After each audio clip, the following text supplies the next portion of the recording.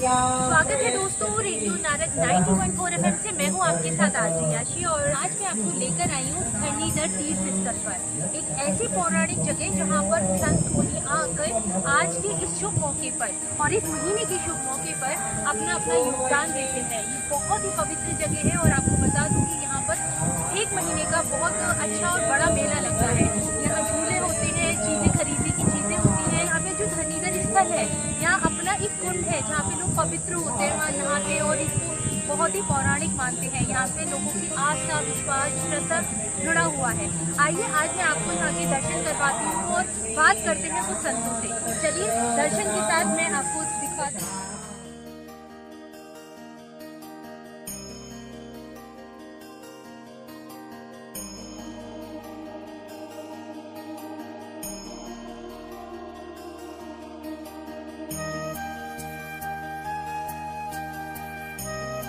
नमस्कार, मैं कृष्णा अग्रवाल। आपको माँ काली मंदिर के बारे में मैं जानकारी देना चाहता हूँ। बेस माँ में सिद्ध मंदिर है, सिद्ध पीठ है ये, और 250 साल से पुराना ये मंदिर है काफ़ी। और इस माँ काली माँ को बटुकनाथ जी ने सिद्ध किया था, जो इस मंदिर के पहले से कभी बहुत 5 पीढ़ी पहले संत रहे हैं। और काफ़ी यह प्राचीन मंदिर है। ऐसा माना जाता है कि यहाँ नारियल चढ़ाने से उनकी सारी मनोकामना पूर्ण होती है। काफ़ी सारे नारियल इस मंदिर में बंधे हुए हैं, लोग भांगते हैं और उसके बाद जब मनोकामना पूर्ण हो जाती है तो उसको खोलने के बाद फिर माँ को पोशाक, चुनरी, इस तरीके से लोग पोशाक वगैरह चढ़ाते हैं, घंटा चढ़ाते हैं। उनके दक्षिण साइड में बटुक भैरव है। कोई भी मतलब माँ की पूजा के बाद उनकी पूजा ज़रूर की जाती है। भूतेश्वर महादेव जो शिवलिंग है, काली मंदिर के सामने ही ऊपर है और ये शिव यंत्र के ऊपर बनी हुई है। इस शिवलिंग की खासियत ये है कि एक जीवन राम नाम के संत थे, उन्होंने 108 कपालों पे, नर मुंडों पे इनकी स्थापना की थी। और इनकी चमत्कारी ये है कि इन शिव जी को कोई भांग के इनको पूजा नहीं करवाया कि मैं 5 दिन पूजा करूँगा या आपको 10 सोमवार आऊँगा। कोई लग के उनकी कोई लगातार कोई पूजा नहीं कर पाता है, कोई ना कोई विघ्न आ जाता है। लेकिन पूजा अर्चना करता है तो उनकी सारी मनोकामना पूर्ण होती है। नमस्कार दोस्तों, मैं कृष्णा अग्रवाल। आज हम आपको जानकारी देना चाहेंगे धरणीधर सरोवर के बारे में। ऐसा माना जाता है कि त्रेता युग में महर्षि विश्वामित्र ने यहाँ हवन किया। जो हवन कुंड की जगह आज ये धरणीधर सरोवर है। काफी इसकी लोक मान्यता है। विश्व कल्याण के लिए भगवान महर्षि विश्वामित्र ने उनकी तपोस्थली रही थी, तो ऐसा माना जाता है कि भगवान राम और भगवान कृष्ण इस जगह पर आए हैं। भगवान श्री कृष्ण ने गौचरण लीलाएं की हैं, काफी लीलाएं की हैं यहाँ इस जगह पर आकर। और ऐसा माना जाता है कि इस तरीके की भ्रांतियां भी हैं कि ताड़का इत्यादि इन सब लोगों का भी यहाँ वध किया है। और ये इतना महत्वपूर्ण क्यों है? आज इसको पृथ्वी का नाभि केंद्र माना गया है धरणीधर सरोवर। जिस तरीके से इंसान अपनी नाभि में तेल लगा के एकदम शरीर में ताजगी मिलती है, उसी तरीके से महर्षि विश्वामित्र ने इस स्थान को चुना अपने यज्ञ के लिए और उसी तरीके से पूरे विश्व का कल्याण।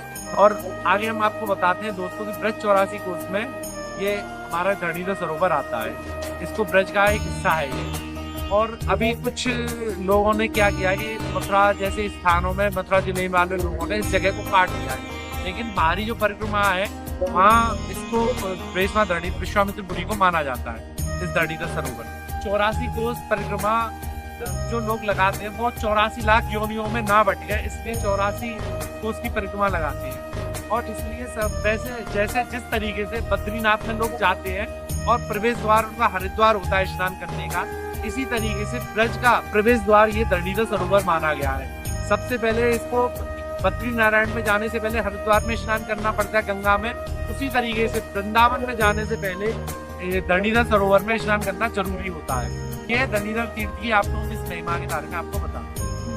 नमस्कार, मैं कृष्णा अग्रवाल।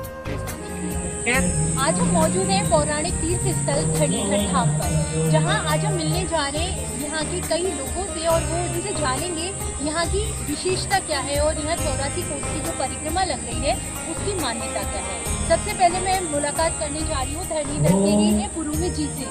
नमस्कार, आपका नाम क्या है? राधे राधे, मेरा नाम संकेत कटारा है। संगीत कटारा जी, आपकी उम्र बहुत कम लग रही है, ज़्यादा उम्र की नहीं है आप, लेकिन मैंने देखा आप काफ़ी भक्ति भाव में रुचि रखते हैं और साथ ही अभी आप गीता का पाठ भी कर रहे थे। आप कुछ अपने बारे में बताइए और इसमें आपका मन कैसे लगा, कुछ इसके बारे में। राधे राधे। मेरा नाम संगीत कटारा है, मैं यहीं बेसवा का रहने वाला हूँ।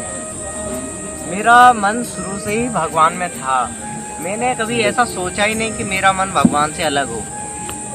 और मैं तो यही कहता हूँ, जितने भी सनातनी हैं सभी को भगवान में विश्वास रखना ही चाहिए। बहुत से लोग कहते हैं भगवान होते ही नहीं है, हम तो प्रैक्टिकल बातों में विश्वास रखते हैं। जहर होता है, जहर का किसी ने खा के प्रैक्टिकल किया है, लेकिन लोग जानते हैं कि जहर खाने से लोग मर जाते हैं। जहर खा के प्रैक्टिकल करो कि जहर खाने से मरते नहीं।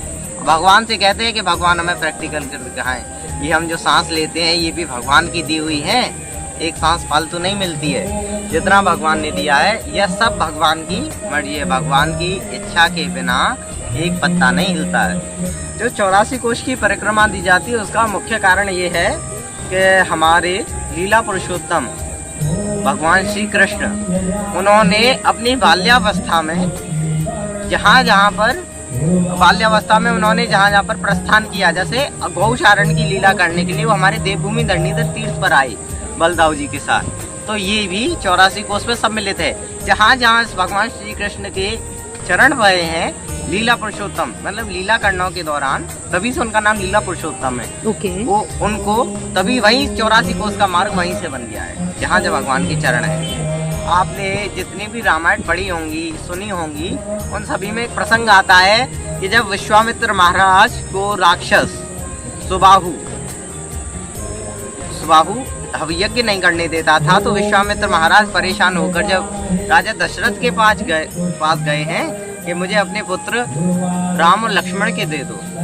राजा दशरथ ने पहले तो इनकार किया है, लेकिन बाद में वो दे दिए हैं। तो भगवान राम और लक्ष्मण विश्वामित्र महाराज के साथ हमारे यहीं आए थे। ये जो आप सरोवर देख रहे हैं जी, ये सरोवर नहीं था, वास्तव में ये हवन कुंड था। यहाँ पर बहुत विशाल महायज्ञ हुआ था। अब तो कलयुग है, लोगों की आयु कम है, लोगों की लंबाई चौड़ाई कम है। उस जमाने में लोग बहुत बड़े बड़े होते थे।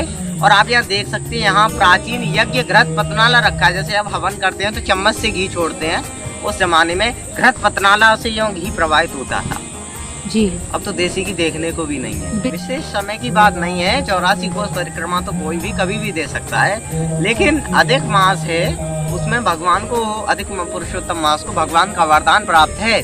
इसलिए लोग ज्यादा पुण्य अर्जित करने के लिए पुरुषोत्तम मास को चुनते हैं। अधिक मास की विशेषता ये है कि एक हिरण्यकश्यप और हिरण्याक्ष दो भाई थे। उनमें हिरण्याक्ष को भगवान ने मारा था, वो धरती को पाताल में ले गया था जब। और एक था हिरण्यकश्यप, उसने ब्रह्मदेव की कठोर आराधना की, और जब ब्रह्मदेव प्रकट हुए तो उन्होंने वरदान मांगा। उन्होंने वरदान क्या मांगा?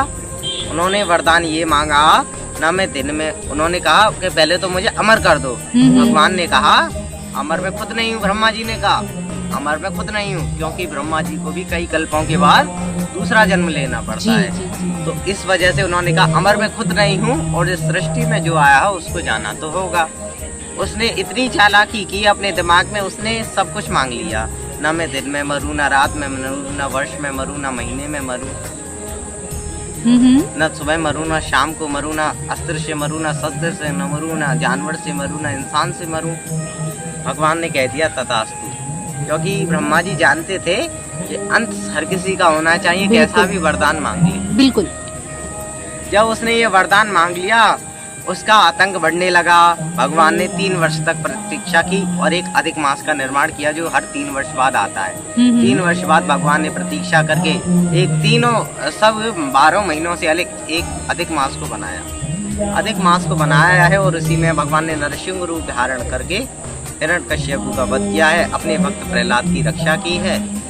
जब उन्होंने अपने भक्त प्रहलाद की रक्षा की है, अधिक मास बनाया है, अधिक मास का फिर तिरस्कार होने लगा है। इसको तो केवल एक असुर का संहार करने के लिए बनाया था, ये तो असुर का संहार ही है। उससे सब उसका तिरस्कार करने लगे। जब सभी लोगों ने उसका तिरस्कार कर दिया है, तब वह रोता हुआ भगवान नारायण के पास पहुंचा है, और भगवान नारायण से कहता है, ये भगवान आपने केवल असुर का संहार करने के लिए मुझे बनाया, मेरी कोई वैल्यू ही नहीं है, मेरा कोई दर्जा ही नहीं है। सभी देवता मेरा तिरस्कार करते हैं, मैं जहाँ जाता हूँ वहाँ से मुझे भगा देते हैं। 12 महीनों ने साल ने मुझे ठुकरा दिया। भगवान ने कहा भगवान का नाम एक है, पुरुषोत्तम। भगवान के अनंत पर्यायवाची है, भगवान का एक नाम नहीं है। अच्छा, मैंने सुना है ये अधिक मास को भी और कई नामों से जाना जाता है, क्या? मल मास, खर्न मास इनको कहते हैं। तो जब भगवान के पास गया, उन्होंने कहा ये मास जो है संक्रांति वर्ज्य होता है। उन्होंने कहा मैं किसी महीने में ना मरूं, सभी महीनों में संक्रांति होती है, लेकिन इस महीने में संक्रांति नहीं होती। भगवान ने वरदान दिया इस महीने में कोई विवाह, शादी, शुभ कार्य, लग्न नहीं होगी, लेकिन जप तप, अनुष्ठान, व्रत, यात्रा और परिक्रमा ये अधिक होंगी। क्यों? और जो इसको अधिक से अधिक परिक्रमा देगा, जितना पुण्य अर्जित करेगा, उससे उसको 100 यज्ञों के बराबर का पुण्य मिलेगा। तभी भगवान ने अधिक मास को, इस मल मास को, इस खर मास को अपना नाम दिया है। क्या नाम दिया है? पुरुषोत्तम। भगवान का नाम है पुरुषोत्तम। संगीत, आपकी बहुत कम उम्र है और आप इतनी सी उम्र में इतना सारा ज्ञान और इतनी भक्ति भाव में लगे हुए हैं, इसकी वजह क्या है? ये शुरुआत कहाँ से हुई? सब गुरु कृपा है, सब भगवत कृपा है। हमारी इच्छा से तो एक पत्ता भी नहीं होता है। हम तो इसी भावना पर चलते हैं। सौंप दिया इस जीवन का, सब भार तुम्हारे चरणों में, सब भार तुम्हारे चरणों में, श्री राम तुम्हारे चरणों में। ये ज्ञान कहाँ से अर्जित किया आपने? सब भगवान की कृपा है, सब गुरुदेव की कृपा है। बहुत बहुत शुक्रिया रेडियो नारद के साथ जुड़ने के लिए। राधे राधे। अभी हम मिलने जा रहे हैं धरणीधर के एक ऐसे संत महात्मा से जिनके पास ज्ञान का भंडार है और जो हमें बहुत सारा ज्ञान, साथ ही यहाँ की विशेषताएं, यहाँ की मान्यताएं बताना चाह रहे हैं। तो मैं उनका स्वागत करना चाहूँगी। नमस्कार बाबा। हमारे जो श्रोता हैं हम उनको आपका परिचय देना चाहते हैं, तो कुछ अपने बारे में बताएं। हमारे नाम मोहनदास। कहाँ से हैं बाबा? हेलो से। तो हेलो से यहाँ पे आने का सफर कैसा रहा आपका? मतलब बढ़िया रहा। तो यहाँ की विशेषता क्या है? धरणीधर की विशेषता क्या है? सबसे बढ़िया सबसे बढ़िया नाम है। क्या ये 84 कोस के अंदर आता है? हाँ, 84 कोस के अंदर आता है। तो धरणीधर में ऐसा क्या हुआ था जो उसको पौराणिक स्थल और तीर्थ स्थल माना गया? ऐसा क्या हुआ? सबसे पहले भगवान जी यहीं पर तो आए, यहीं तारका मारी। अच्छा। और अगर हम बात करें यहाँ की सरोवर की, तो कुछ सरोवर के बारे में आप बताना चाहेंगे? सरोवर साहब ये बढ़िया सरोवर है, सबसे बड़ा तीर्थ है। आज के समय में हम देख रहे हैं कलयुग में भक्ति भाव एक तरह से खत्म होता जा रहा है, दुनिया डिजिटल होती जा रही है, उसके बारे में आप क्या कहना चाहेंगे? ये तो बढ़ती जाएगी, कछु घटती जाती है, कछु बढ़ती है भी। कभी ऐसा कुछ देखा है आपने जिसको आपको लगता है कि ऐसा नहीं होना चाहिए? कलयुग तो आ रहा है, लेकिन कलयुग में ऐसा नहीं होना चाहिए, ऐसा कुछ? देखो भक्ति तो बहुत बढ़ रही है साहब, भक्ति तो खूब बढ़ रही है। देखो आकर के कितनी भक्ति लोग आते हैं और कितना वो चल रही है। भक्ति तो बहुत है। मैंने यहाँ देखा यात्रा बहुत बढ़िया चल रही है। नंगे पैर ये लोग यहाँ पे आ रहे हैं, तो इतनी धूप में, इतनी गर्मी में, जहाँ 47 डिग्री टेम्परेचर चल रहा है, उस समय भी लोग दोपहर में गर्मी में यहाँ परिक्रमा के लिए आ रहे हैं। तो कुछ ऐसा होता है कि ये श्रद्धाएं पूरी है, उनकी जो श्रद्धा लगी होती है, उनकी उम्मीदें पूरी होती है, उनके ड्रीम्स पूरे होते हैं। ऐसा है जी की जी महिमा ये है जी। कि जो कोई इससे मनोकामना करेगा, हाँ उसकी मनोकामना पूरी होगी। और जो त्रेता युग में राम जन्म हुआ, उसके बाद हम विश्वामित्र अयोध्या गई, उनको लेके आई, यहाँ पर यज्ञ किया और विश्वामित्र ने उनको अस्त्र शस्त्र विद्या दी। जैसे विश्वामित्र को राम जी और लक्ष्मण जी बहुत बड़ा और सम्मान के तौर पर माना जाता था, उनके गुरु थे वो। हाँ। आज के दौर में वो गुरु की महिमा खत्म होती जा रही है, नहीं खत्म हो रही है। लोग गुरु को दोस्त मानने लगे हैं, नहीं, उनसे ज्ञान तो लेते, लेकिन ऐसा है जो मानने वाले मानते हैं, अनजान हैं वह मान रहे हैं, तो जानकार हैं वो गुरु को भी मान रहे हैं। जी। और जे गुरु का वो ये कभी नहीं मिटेगा। अच्छा, कुछ अधिक मास के बारे में आप बताना चाहेंगे? अधिक मास की इतनी महिमा क्यों है, इतनी विशेषता क्या है ऐसी? इसकी अधिक मास की महत्व जो है कि जैसे हिरण्याकश्यप को मारा, उसे ब्रह्मा जी से वरदान दिया कि मैं 12 महीने में किसी महीने में न मरूं। तो जब हिरण्याकश्यप को अधिक मास में और भगवान ने नरसिंह रूप लिया, उसमें मारा, तब से अधिक मास में। अच्छा, यहाँ आके कैसी शांति मिलती है, यहाँ आके क्या अच्छा मिलता है जिससे आपका दिल ऐसा है, खुश हो? यहाँ शांति यूँ मिलती है, ये तीर्थ स्थान है। और फिर दूसरी बात, आपको एक चीज का अनुभव बताऊं। जी जी जी। रात को आप घर में सोइए, अब भी आवाज आती है कैसी आवाज? राम कथा की या कोई भी आवाज आओ, चमत्कार ही तो है। जो आप माँ धनी तरफ पे आप या भजन में बैठी हो, जी जी आपको आवाज आई, चाहे राम कथा की आओ चाहे कृष्ण कथा की आओ, आवाज आएगी। ये चमत्कार है जी। अच्छा, आप कब तक हैं यहाँ पे? जब तक आपका प्रोग्राम चलेगा तब तक पूरे रहेंगे। महीने, पूरे महीने, अधिक मास के महीने। हाँ। उसके बाद फिर आपका कहाँ प्रस्थान होगा? हमारा स्थान है हुकुमपुर। अच्छा अच्छा, हुकुमपुर रहेंगे, वहीं पर। बेसवा पूठा वाली माता, जी जी जी। ये हमारा स्थान है। बहुत बहुत धन्यवाद। आपका शुभ नाम मेरा सत्येंद्र गिरी नागा साहब हूँ। सत्येंद्र जी, बहुत बहुत अच्छा लगा आपसे मिलकर, बहुत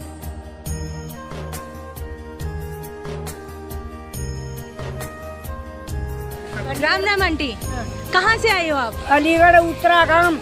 अलीगढ़ से? तो स्टार्ट कहाँ से किए परिक्रमा? नहीं तो करेंगे। आपका नाम क्या है? बिजनेस विमलेश जी, आप कहाँ से आई हो?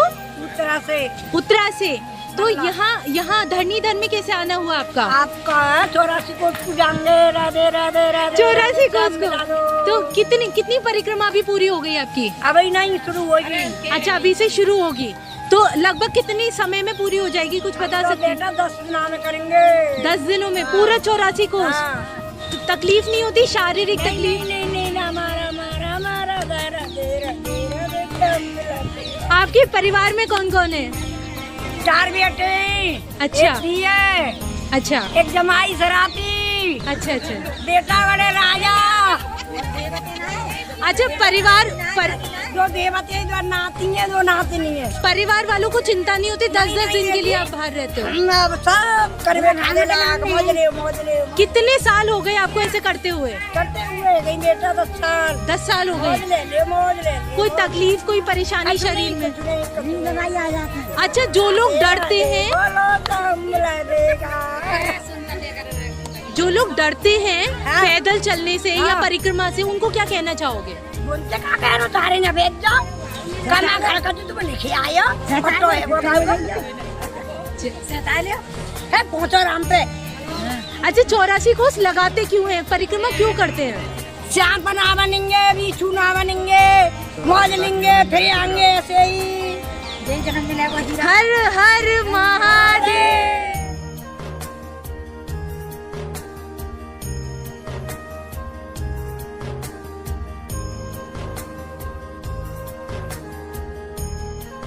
हनुमान जी का मंदिर एक छोटे से जमींदार निरंजन माहेश्वरी ने आज से करीब 130 साल पहले बनवाया था।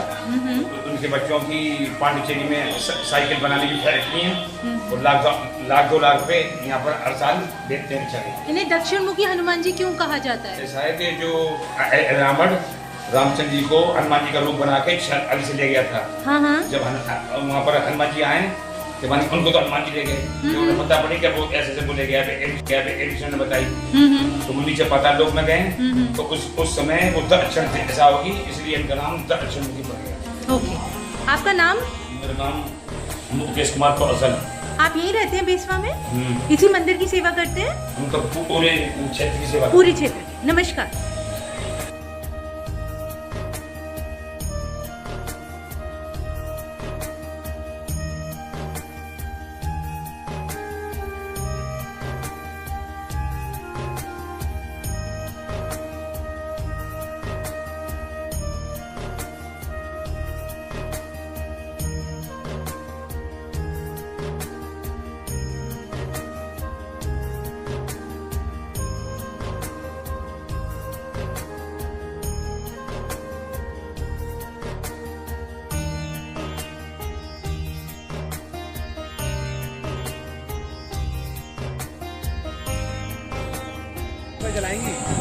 बाबा नमस्कार। नमस्कार। क्या नाम है आपका? हमारा नाम माधव बाबा। माधव बाबा, आप कहाँ के रहने वाले हैं? जवाहर के रहने वाले। जवाहर के। तो यहाँ आप धरणीधर पे परिक्रमा देने आए हैं, कितने दिन हो गए आपको यहाँ आए हुए?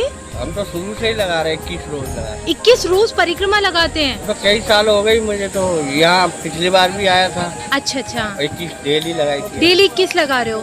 तो कई लोग ऐसे जो हैं जो यहाँ पे परिक्रमा देना चाहते हैं, लेकिन गर्मी और वो सब की वजह से उनकी आत्मविश्वास टूट जाता है, उनको कुछ कहना चाहेंगे आप? तो भोलेनाथ में लीन हो जाए ना, प्रभु में लीन हो जाए, विश्वामित्र जी में लीन हो जाए, तो उनकी परिक्रमा पूरी लगेगी। पूरी लगेगी, मतलब आपको दृढ़ विश्वास रखना पड़ेगा। ठीक है, बहुत बहुत धन्यवाद बाबा।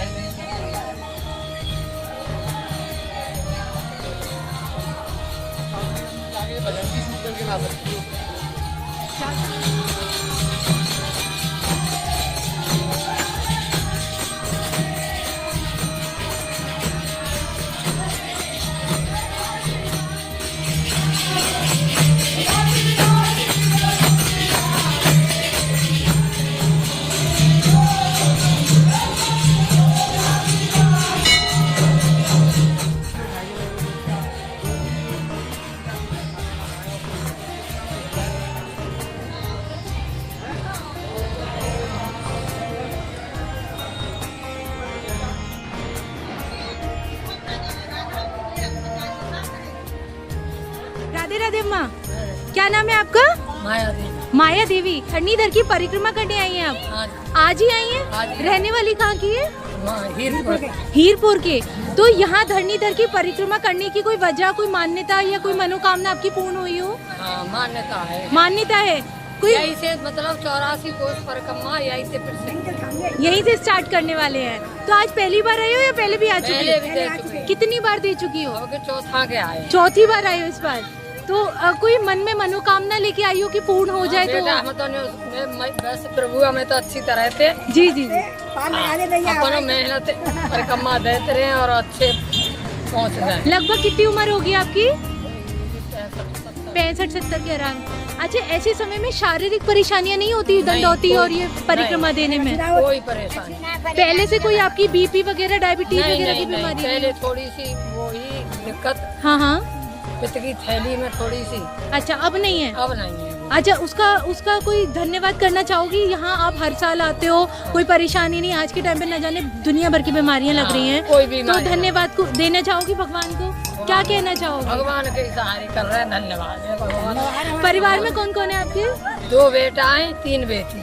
अच्छा, और ये सब आपके परिवारजन हैं? ये सब परिवार साथ सहेली। सब सहेली हैं? अच्छा, आप सब सहेलियां देने आए हो परिक्रमा। कैसा लग रहा है आपको? कैसा महसूस हो रहा है? हर साल आओगे? आगे भी आते रहोगे? हाँ, एक बार जोर से बोल दो, राधे राधे, हर हर महादेव। ये गोवर्धन घाट है और इनके पिताजी ने, क्या कहते हैं, गोवर्धन दास राठी ने इसको बनवाया था। और बताते हैं इस तरीके की मनोकामना थी कि उनके कुछ जो पुत्र होगा, तो पुत्र की कामना से इस गोवर्धन घाट को बनवाया था।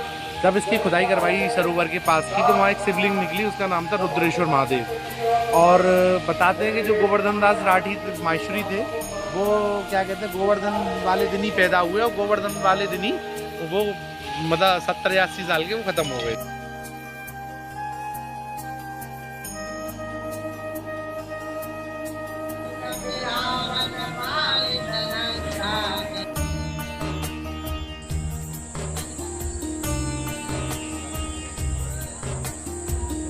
आप सभी लोग 84 कोस के परिक्रमा के लिए आए हैं?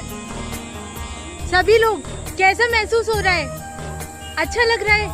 पहली बार दे रहे हैं या पहले भी दे चुके हैं? पहली बार दे रहे हैं। तो एक बार जोर से मेरे साथ बोल दीजिए, राधे राधे।